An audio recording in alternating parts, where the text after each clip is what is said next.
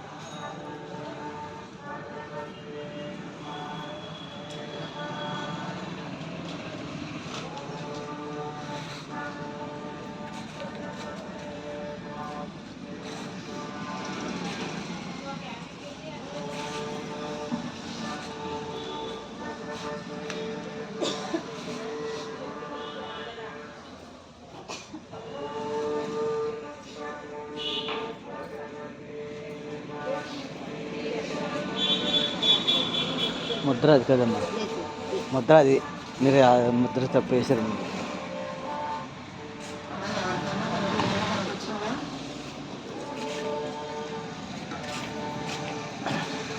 నమో నారాయణాయ.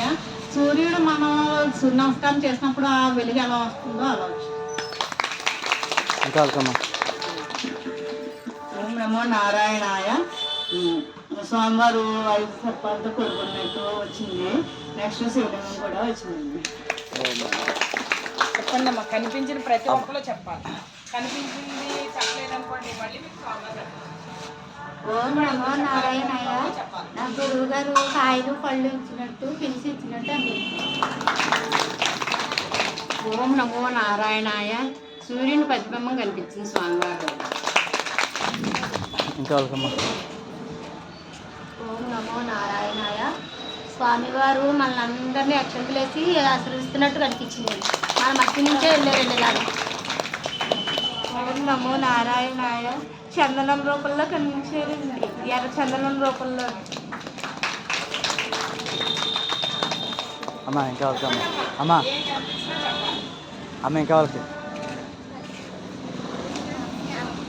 ఆగమ్మా, వస్తానమ్మా సరే ఆగ పర్లేదమ్మా, మీరు నాకు అర్థమే లేదు. గురువు గారు జ్ఞానంలో కూర్చున్నట్టు అనిపించింది. ఇంకా వాళ్ళకమ్మా